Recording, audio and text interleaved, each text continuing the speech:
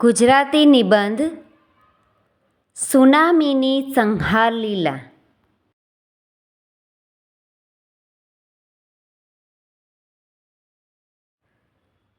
સુનામીની સંહાર લીલા. કુદરતની લીલા અકળ છે. કુદરતનો કોપ સૃષ્ટિ પર અનેક રીતે ઉતરી આવે છે. ક્યારેક અતિવૃષ્ટિ રૂપે તો ક્યારેક અનાવૃષ્ટિ રૂપે, ક્યારેક વાવાઝોડા રૂપે તો ક્યારેક ભીષણ આગ રૂપે, ક્યારેક ભૂકંપ રૂપે તો ક્યારેક સુનામી રૂપે. કુદરતી સંહાર લીલા દ્વારા કુદરતની શક્તિનો અને માનવીની લાચારીનો આપણને પરિચય થાય છે.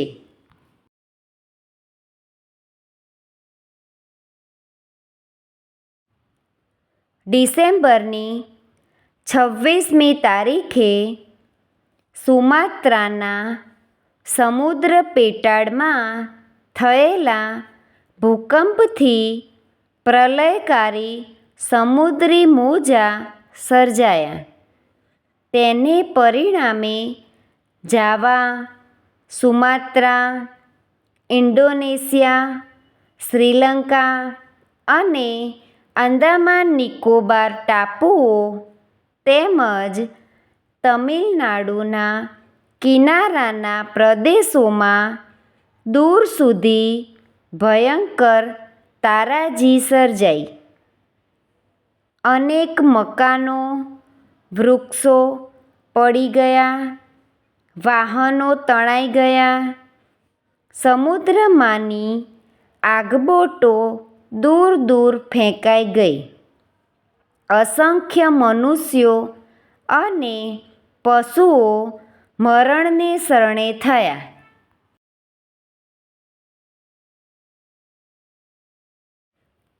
પૃથ્વીનું ઠરી ગયેલું જાડું બાહ્ય પડ પોપડાઓમાં વહેંચાયેલું છે. ક્યાંક બે પોપડા વચ્ચે ફાટ પડે છે અને તે બંને પોપડા એકબીજાથી દૂર જાય છે. વચ્ચે જે ફાટ પડે તેને પૂરી દેવા માટે પૃથ્વીના પેટાળમાં રહેલો પ્રવાહી લાવા તેમાં ક્રમશઃ ભરાય છે અને ઠર્યા બાદ તે નક્કર ખડકનું સ્વરૂપ ધારણ કરે છે.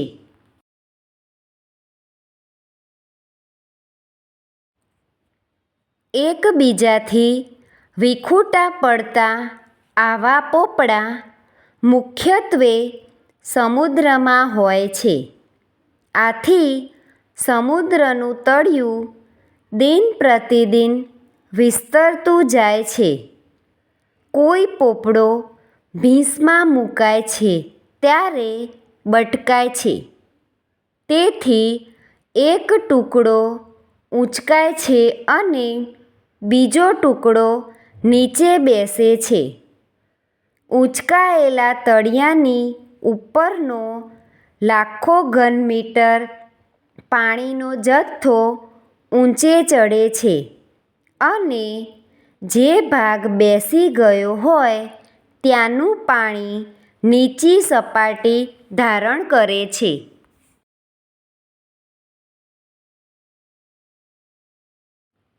ઊંચકાયેલું પાણી તેની મૂળ સપાટી શોધવા ઝડપભેર આગળ વધે છે.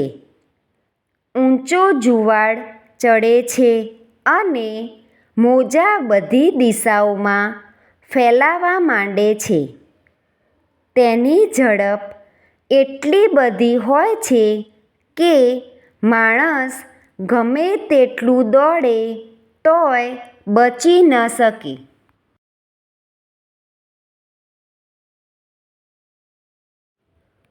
સુનામીના ભયંકર સ્વરૂપે માનવીને ફરીથી એ બાબતનું ભાન કરાવ્યું કે કુદરત આગળ માનવી લાચાર છે.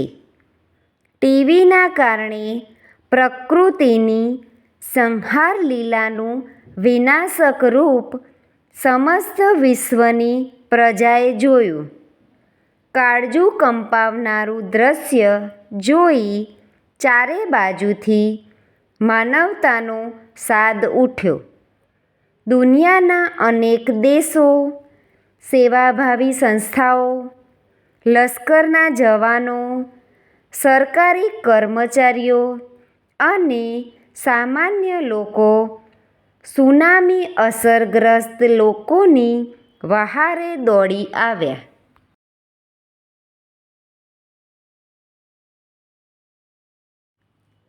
દિવસ રાત રાહત કાર્યો ચાલ્યા.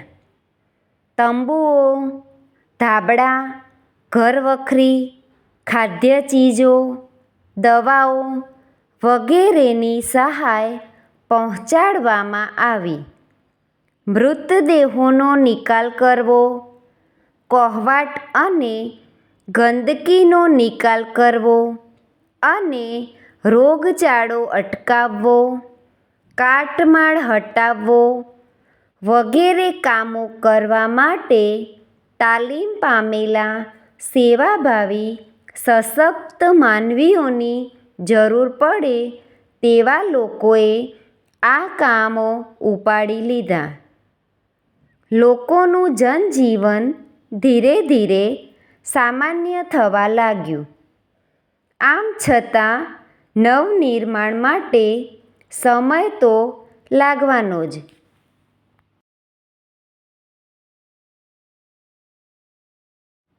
કુદરતી આપત્તિ માનવીને વિશ્વ બંધુત્વની ભાવનાના પાઠ શીખવે છે.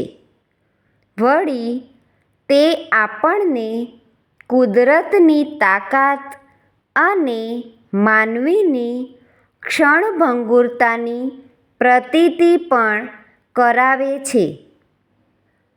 ઈશ્વર અસરગ્રસ્તોને ફરીથી બેઠા થવાનું બળ આપે એવી આપણે પ્રભુને પ્રાર્થના કરીએ.